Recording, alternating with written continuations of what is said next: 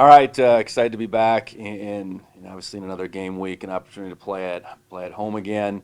Um, but reflecting on last Saturday, I think first, pleased with the effort, pleased with the focus right from the get go.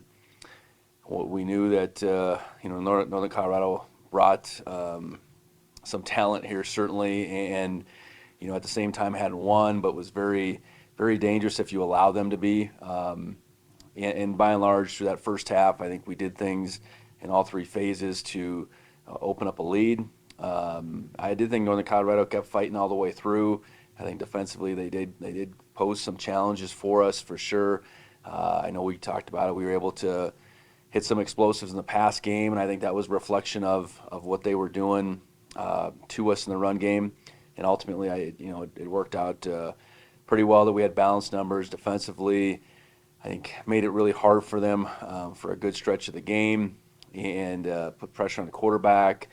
Really limited their run game. I know they made some plays as the game went along, but ultimately pleased with the effort that the first group had, and then I think the twos and threes that got in there, in particular in that fourth quarter, pleased with what they did. And I know that group has gotten ample time midway through the season, and I think their improvement has definitely showed up. On the injury front, I know Blake Schmidt didn't play on Saturday.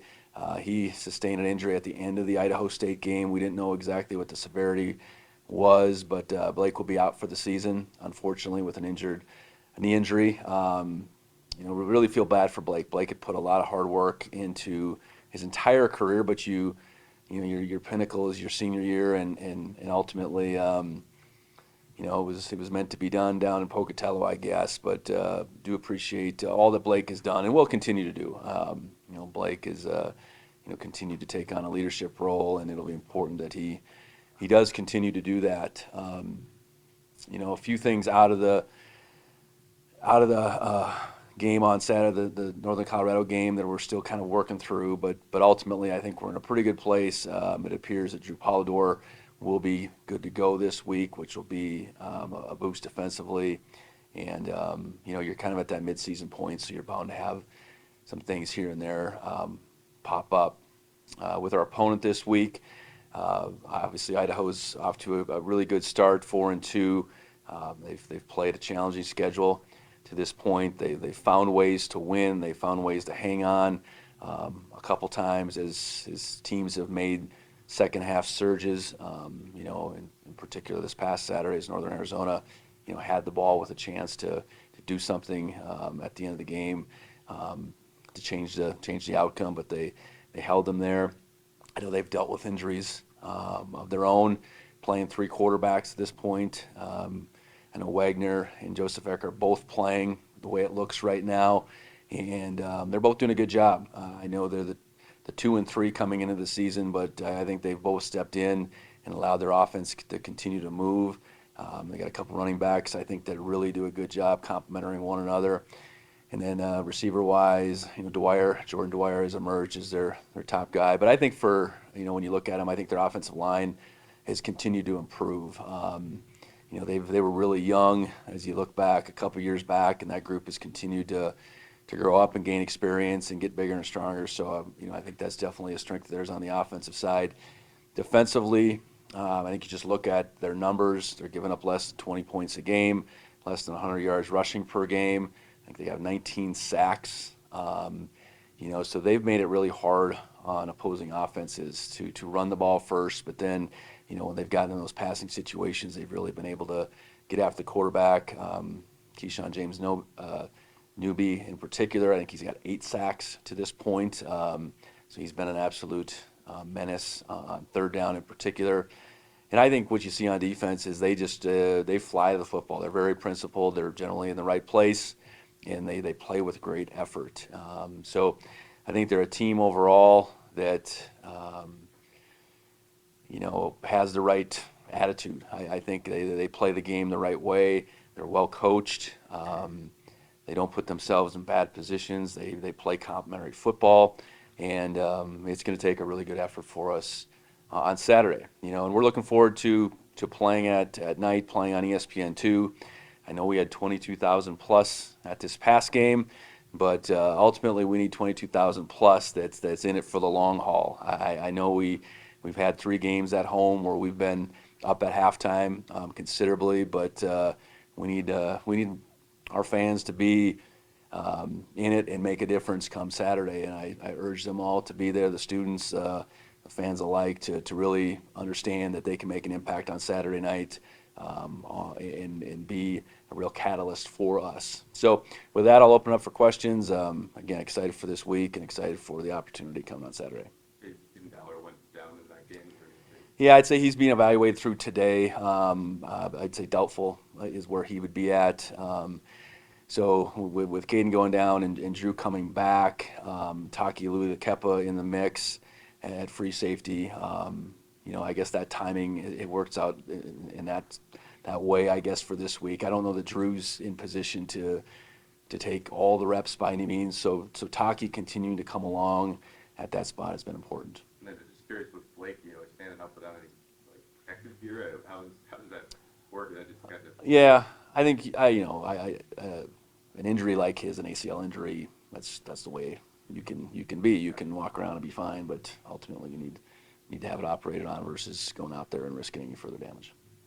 With the Wi-Fi issues beginning the depth chart, are those the only changes that you mentioned for that depth chart? Yeah, and nose guard, Paul Brott would be the starter, obviously, and then I know the way we played it this past week, Hunter Charbonneau got some run, and he would probably be the next guy. And Talon Marsh got himself in there.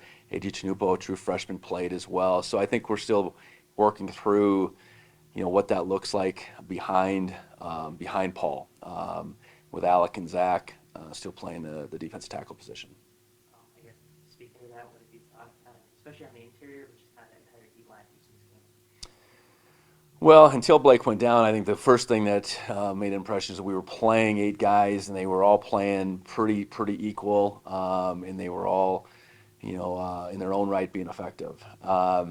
With a guy like Blake, who's really been a mainstay for us going down, that does puncture that a little bit. But that's where those young guys, or a combination of any one of those 3, has to step up. But I think we've been consistent. We haven't been perfect by any means. I think that group, I think, defines what unselfish looks like on our team. Because, I don't think, Brody's got some stats, but ultimately that group doesn't have a ton of stats necessarily. But we've been able to stop the run because of their efforts. We've been able to put pressure on really all the passers we've seen because of that group. So. Been really pleased with them, but I think if you asked Coach Howe, Coach Bapp, I would think they feel like we were just scratching the surface too. So they need to keep coming. Obviously, as these games continue to stack up, the season stacks up on you. That depth, that durability that we need in that group needs to continue to show up. I guess after what happened last year in Knoxville, I guess how much do you, prep or whatever it is, how much do you weigh last year's game? Well, I think you look at that game certainly from the schematics of it all. We're into our 7th game, and this is the first game that we've seen a same opponent with the same head coach. I know we played Utah Tech, but it was a different head coach. So they did change defensive coordinators, but I think schematically they're much in the same ballpark. So I think you just look at that. Okay, how did they choose to play us? / attack us last year? Where did that cause us some problems? Where did we have some things that worked out? And so I think you definitely look at that. I think more than anything, we know they're a program that isn't at the top of our league, and a program that's been very consistent now with their efforts week in, week out over the past couple of years. So. I think they have our full respect as far as that goes, and I think we know we need to play well to get on the right side of that outcome. So, yeah, definitely take into consideration last year for obvious reasons, and also take a good look at their schedule this year. As you mentioned, just kind of at the top of the conference, there's 7 teams from the Big Sky ranked in the top 25, and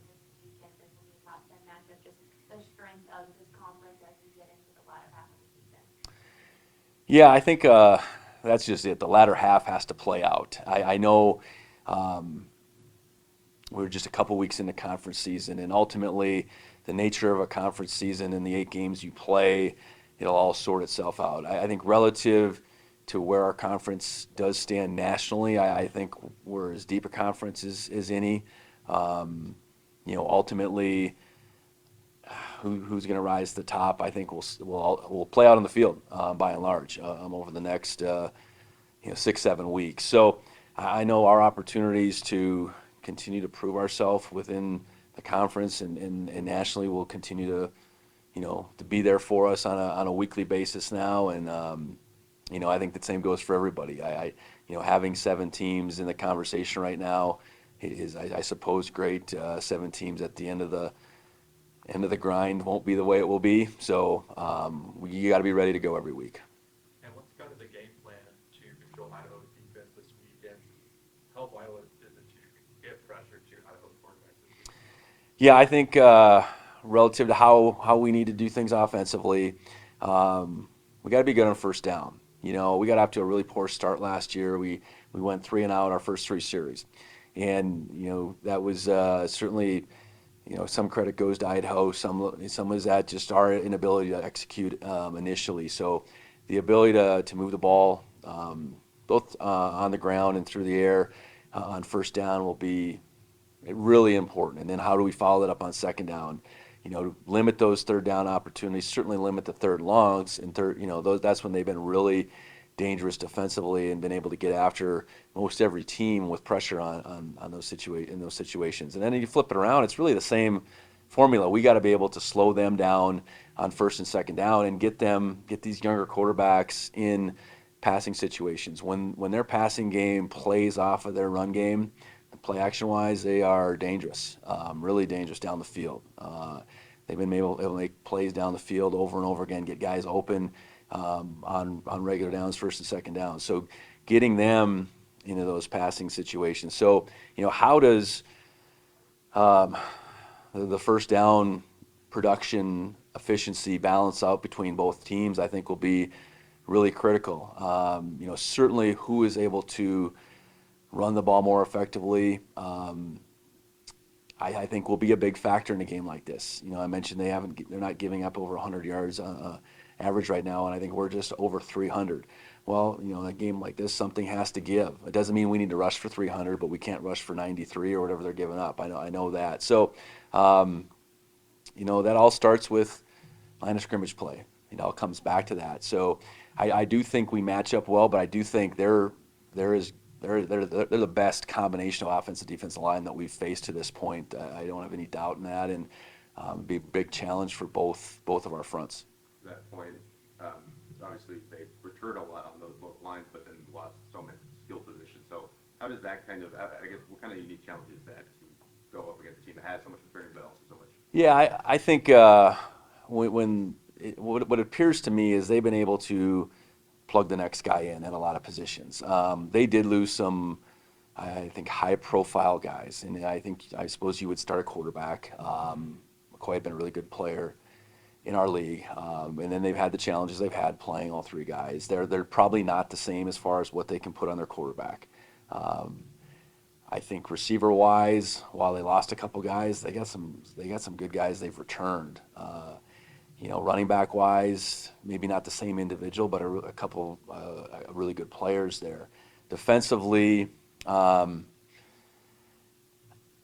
think what they've been able to do to fill in at a couple spots, I think you see an improved defense. And that's the nature of it. You're one more year along with your program, Coach X program, and you've recruited well and you've developed guys, and some guys leave and you put the next guys in and allow those guys up front to continue to get bigger and stronger.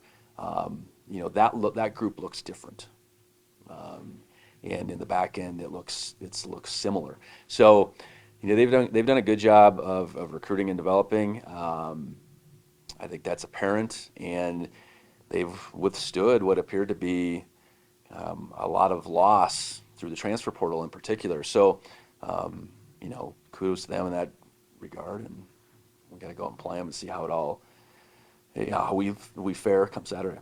You guys mentioned, but the quarterbacks preparing for those guys, do you know if Lane has any chance to play? Is it just those other two that you're most? Well, it would appear based on just timing that he doesn't.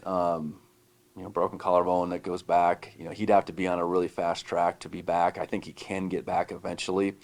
And then where they're at with Wagner and Josefak, they played them both, it appeared to be deliberately last week, where the previous week Wagner went out and Josefak came in. So, maybe it's just a deal where Josefak has come along far enough. They feel like they can play them both. They should play them both. We'll see. We'll see. They're similar enough, I suppose, in what they are capable of doing. It's not like you have two extremes as far as styles. Their offense doesn't change a whole lot, and that's a good thing for them. I mean, that they don't have to live in these two different worlds with these quarterbacks when you're looking at their second and third guy. So, we'll have to, play who's ever out there under center, and I think if we go through the week and we maybe see some tendencies play to them, but a couple days into it doesn't appear like they're drastically different. Coulter, do you have anything? Sure, yeah. Hey, Coach, can you hear me okay? Gotcha, yes. I know you talked about Idaho's defensive prowess, especially up front. What do you think it is that they do with their defensive line that makes them hard to deal with? Well, they got good players, first of all. They're intentional about playing 8 guys, rolling them almost like clockwork. I know they have situational packages maybe in how they use their guys, so not all that different than maybe how we fashion our front. It's a group that if they need to move, they can, but they don't necessarily need to move to create havoc, I guess. Certainly their ability to get a couple guys in one-on-one matchups, James Newby, Afalava, they come to mind in particular.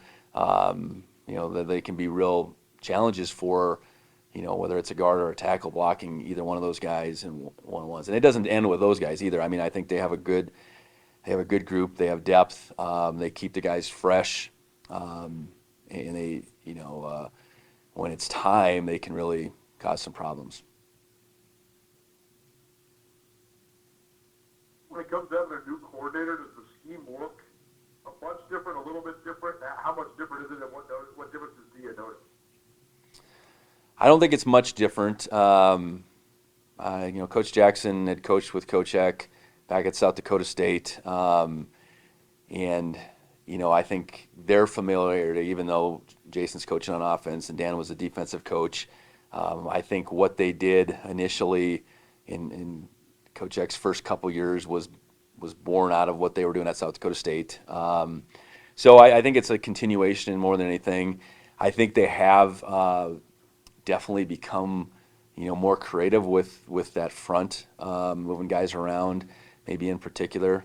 So not all that different, but I guess at the same time, how they might show up and play us on Saturday could have a bunch of different wrinkles too. I do think that. I think we become this different opponent than most teams, and every Saturday I think we come to the ballpark and we get a little bit different defense than we see on film. So I wouldn't be surprised if they throw us some different wrinkles. You mentioned Hunter Charbonneau. That's another Class C guy that sort of worked his way into the rotation out of the field. So where have you seen him grow? And it seems like that might be one of the harder spots to get on the field as a young guy, period, let alone if you're coming from 8-man football. Yeah, Hunter, unfortunately, last fall missed a good stretch of time. So that set him back, and at the same time, he was able to, I think, focus on lower body strength and, some weight gain through the fall. I think had a spring where, he definitely, I think, was gaining confidence while he'd put on, I think, enough weight to get himself in a conversation of playing inside. And I think to this point right now, the game experience and what it takes to play consistently in the game has probably, it's still a work in progress. He's got the ability, he's got the size, he's a naturally strong guy, but he's put on some good strength since he's been here. Works hard, is very diligent, but we need to continue to see that growth. And I think we got a bunch of those second year guys that are in the mix, and Hunter now added to that group where, all right, let's ideally see them continue to blossom as we go through the next month and a half. And we need it out of Hunter, and there's no reason that it can't happen. Obviously, adding a really talented guy like Drew Polidor back to the mix is big time, just in terms of his skill set. But the fact that you had such great cohesion defensively, how do you hope he sort of slides in, fits in as he returns to the lineup? Well, I think I hope for Drew there's been appreciation when you're out, and I think Drew played really well at times last year. Was kind of in and out with a few different things, but was really playing, generally speaking, at a high level. And you get that taken away from you, that opportunity. He was having a good spring when he went down. He's been able to be out there now, really, this going on his third week, and just taking on a little bit more each and every day. I think communication, that's the first thing you think about. Those guys in the back end need to communicate, but it's not like Drew is new to that role. And he's played with Ryland, he's played with Miles. I think so. The collection of those three, you feel good about. And what I've seen, I think he's in a good place with, working through his movement the last 3 weeks. And Drew plays with a level of confidence that you need. Albeit now he's been out for a while, so I think it's going to be a little bit of a work in progress. But I think the fact that he's been out there with those guys on that field, he's played that position. I think we'll feel good about the way the cohesion part looks. And he's a pretty diligent guy as far as knowing his assignment, and having good eyes and those type of things. In that position, you got to be athletic certainly, but you have to be smart, experienced, trust the other guys around you, and Drew needs to do all that, because he does not need to make all the plays. He needs to do his job, and when called upon, put the ball down on the ground, and when the ball's in the air, knock it down. Last one for me.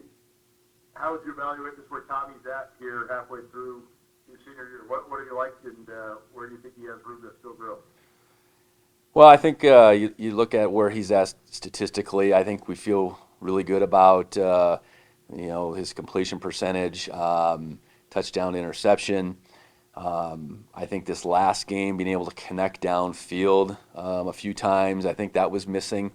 So I think he's making good decisions, not only as he's dropping back and going through reads and all that, but I think he's by and large he's playing really smart football. There's going to be points in time when he needs to run. He made a couple scrambles in that first half that extended one drive in particular. That's going to be a piece to what is unscripted about his game.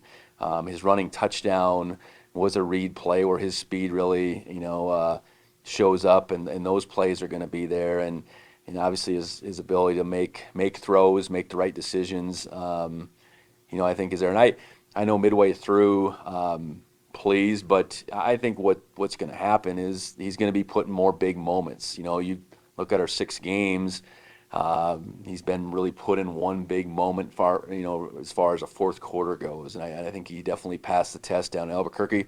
It's a long time ago, and when those moments come up, second halves of games, tight games, all that stuff, I think that's really what separates, great quarterback play from good quarterback play. And, I'm very thankful we have Tommy, and I, would expect him to shine in those moments. So excited for what he's done at this point, and I know there's going to be more out there for him.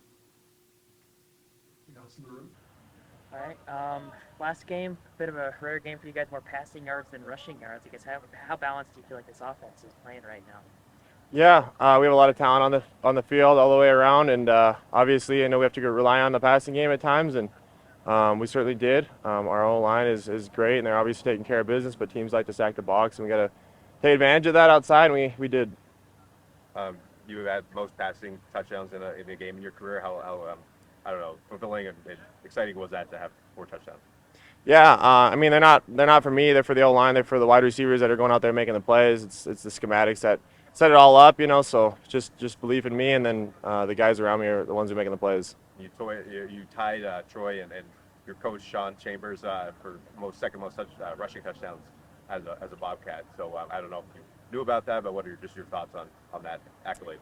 Yeah, no, it's great. I mean, the team wins. We've got a lot of wins here in the last 4 years, and luckily enough, I've been able to get in the blue a few times. So obviously, testament to the O line and the scheme that we have. Yeah. What was it like having that 1984 team back, at practice and then being honored at the game in front of you guys?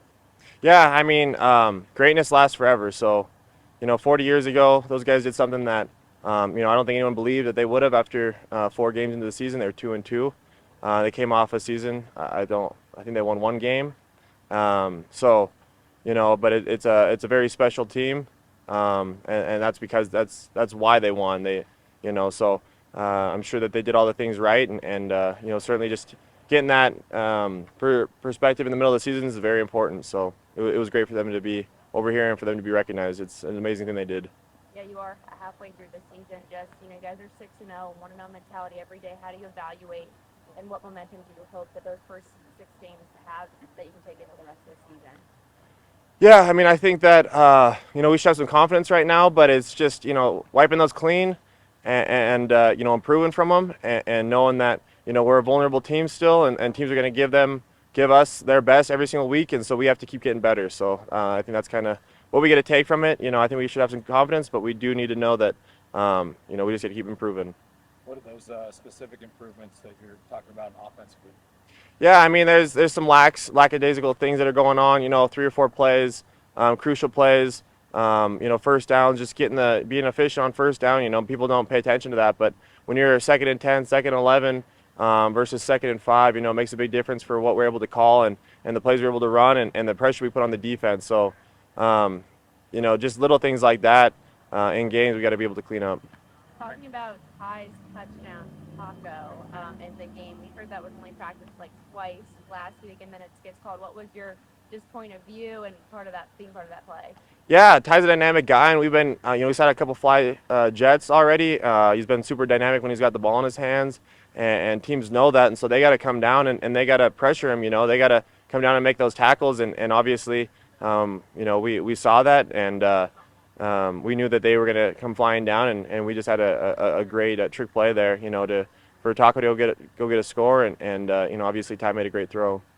I know you've had him for 6 games now, but just having Junior back in this offense, being able to suit up, I guess, how cool has that been from your perspective?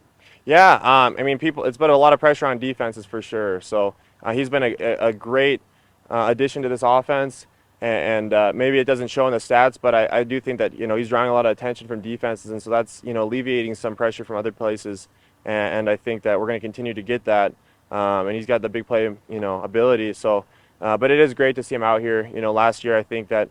Missing him and him missing football was a big deal, and so I'm just glad he's able to come out here and enjoy his time. Celebrate with his brothers, and obviously we're going to see a lot of big plays from here soon. How much is last year's game at Idaho kind of on your guys' mind heading this weekend? Yeah, obviously that's one of the reasons why we didn't win the Big Sky last year. Went down there and we let one slip and we didn't get started fast. So I think there's a lot of things we can correct from last year. We're excited for the opportunity, though. I think coming back home, staying home, having our fans behind us, it'll be a really big deal there. 8 o'clock kick, 8:15 kick, and we just can't wait for them to come up here and for the opportunity to see where we are.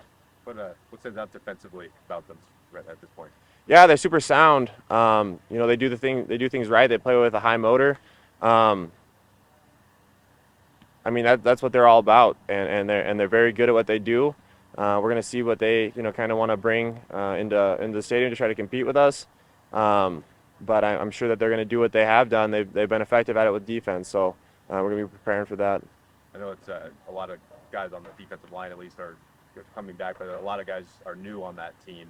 So does it feel a little bit like preparing for a new opponent, at least from the offensive side? No, I mean, a lot of players were there. They just weren't the starters. There's some guys that are coming up. They don't have a whole list of transfers, I wouldn't say.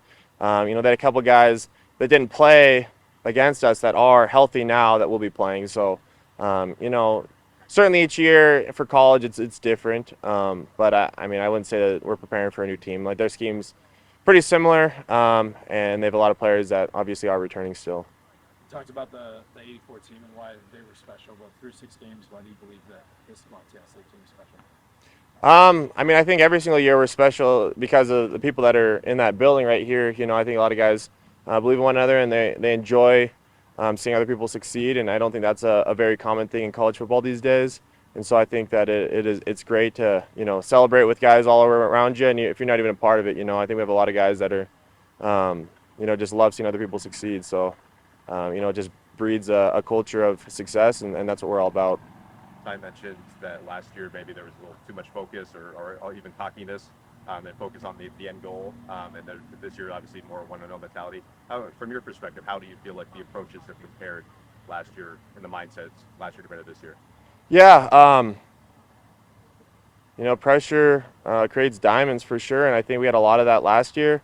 And unfortunately, we just kind of cracked a couple times there. And so I don't know. I just see it this year is that it's 1-0 every single week, whereas last year I think it might have been a little bit more perspective of when are we going to get to the playoffs? When are we going to start getting to the Big Sky Championship game and all those things that a lot of people expected us to be in, and people didn't know how to deal with it for sure. And so I just I think we're just about that 1-0 mentality, and that's what we're doing. Sean, being your coach, I don't even talked to you since he came on. So just what that dynamic been like? How fun has it been to play for Sean Chambers? Yeah, it's been great on the sideline, helping me out, seeing things, and he's been a great addition to what we have at our staff here. He's been working his butt off. He's been doing everything right, and he's just a familiar face in the room. So it's been great.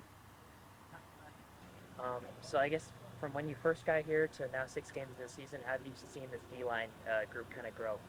Yeah, I think everyone's kind of getting more accountable and trying not to get as frustrated when we get some coaching points, and just really trying to learn and grow from those things. Everyone's playing hard. I don't think we can knock anyone's effort or want to, but we got a lot of things we need to clean up. We got to really fine tune some things, especially going into this game. Yeah, what are some things you think you guys need to clean up? It's just the fine coaching points, the fine technique points. I mean, I could say here I could rattle off 10 different things for every guy, but we just gotta play sharper. I mean, everyone's kind of trying to do their job and working hard, but we just gotta be sharper. How big is I guess the depth been on this group, especially when a guy like Blake goes down for other people to kind of step up into those roles? Yeah, it's super important. And Blake is so much more than just a football player too. I mean, he means more to that room than his ability to play nose guard. He's a leader. He sets the example for all the young guys. He is the standard of that room. So even though he's hurt, I know he's still over there. He's coaching his butt off, and we're all still learning from him, even though he's not playing. How has your first 6 games been as a Bobcat? How was Gold Rush? How was the experience in Bobcat Stadium? It was awesome. I love it here. I'm so thankful that God brought me here. I have made so many good friends. I can't express enough how thankful I am that I'm here. It's been awesome. It's been super sweet. I love the energy in Bobcat Stadium. Love how much just the fans rally around us players. That's something I didn't really experience as much as at Wazoo. That's like a Power 5 school, but people here care. You can tell people here care a lot, and it's awesome. You're facing a team that's kind of where you grew up. So does it make it any more special that it's kind of from the area, that Idaho being kind of from Lewiston, or? Oh yeah, I mean, I think growing up, I was going to Vandal games all the time. So I mean, it's definitely cool. I got a lot of good friends on that U of I team. I got my best friend of 20 years plays linebacker there. We grew up together. Who's that? Our Cruz Hepburn. Our parents were roommates in college. So that's really my brother. But when the game starts, we're not gonna be friends for a little bit. We're just gonna have to put that aside until afterwards. Well, and you played at Idaho State where you had some family there, and then Yeah. going to be going to Eastern. So is it kind of cool to have a few games that have a little bit of a family or a Yeah, no, it's really outside? cool. Especially, I know I'm gonna have a lot of people at Eastern game. There's a lot of people coming down for this game too, just from Lewiston, with me and Cruz playing. People that want to support us. That Eastern game, I know that's pretty close to home, so there's gonna be a lot of people there, and it's cool. I'm super thankful my parents get to drive down and make it to most of the games, and I know that's not 8 hour drive's not easy, so that's awesome. What have you seen or heard from last year's Idaho game, and how's that kind of motivating the team this week? Yeah, I mean, obviously no one's happy about the way that game went last year. I can't speak to the emotions people felt after the game. I wasn't here. I don't want to try to speak to that, but this is an important game for everybody. I know everyone's taking this one pretty serious. What's that about their offensive line? What's what? Their offensive line, anything that you've diagnosed so far? They play well together. This is kind of just coming from Coach Allen, Coach Bapp. We were really diagnosing last week's game, but they play well together, and it's just a matter of us trying to out physical them and out technique them. What advantage is it going to be to get them at home Saturday? I don't know if you can put a price tag on the advantages of being at home for any game. I mean, the energy in here is insane. So I think we're all glad that it's a home game, but whether it was away or home, I mean, we still have to go out there and we still have to perform, and we still have to do what we need to do. So. What do you feel like makes this D-line group unique? Everyone loves everybody in that room. We're all, I mean, it's a tight-knit group, and I think everybody holds each other accountable. We're not stepping out the field trying to BS each other. It's, hey, I messed up, that's my fault, or hey, you messed up, this is what you need to do, and everyone's trying to learn from everybody. You mentioned Blake earlier, but playing next to Paul this Yeah. season, how has that been for you? Paul's a really good leader. He's a good dude, just in general. Paul, Brody, Kenny, Hunter, Zach, everybody that I'm playing next to, everyone. I mean, I can't speak enough to just how good of people everybody is, and just the accountability and everyone wanting to get better.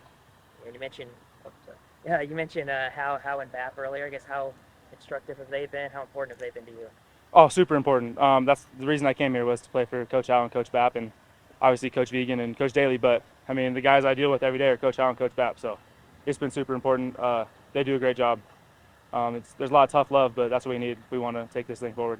What are your thoughts on the cheetah package?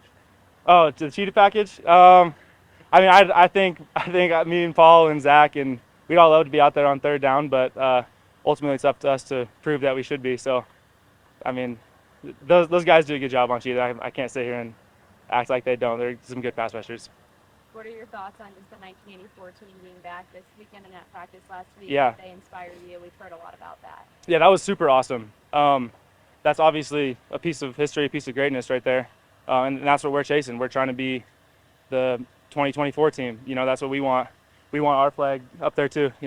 So that was pretty sweet to have them all out there at practice on Friday, and then obviously we were in the locker room. We didn't get to see how they were honored at halftime, but I know that was probably pretty special, and we were all super thankful that they were here, and just, I guess, proud to be associated with them. Good. Just one more. Sometimes the contributions of you interior guys doesn't always pop up in the box score. I guess how much pride do you take in kind of maybe doing some of the dirty work inside? Yeah, there's some pride to that, but at the end of the day, we still got to get. I mean, we can put ourselves on more plays than we have been putting ourselves on, and we can show up more than we have been showing up, and that's up to us to make sure that happens. Obviously, there's some pride, and I know Zach Cruz had gave us a shout out last week, so that was nice of him to recognize that. But I mean, at the end of the day, we got to be better still. There's some stuff we're leaving out there that we're going to clean up.